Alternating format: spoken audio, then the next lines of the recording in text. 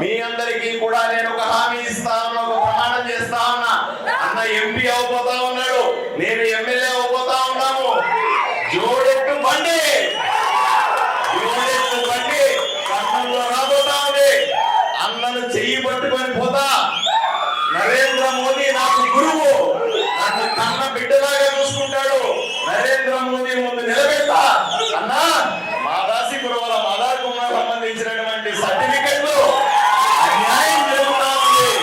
ఇదిగో మాదాసి కురవల బిడ్డలు గెలిపించుకొని వచ్చిన చూడు, ఈయన ఆశీర్వదించి సర్టిఫికెట్ మరి సంతకం పెట్టమని అడుగుతా. నన్ను కొడుకులాగా ఆదరిస్తాడు నరేంద్ర మోదీ గారు. నేను అడిగిన మాటని కాదనడు.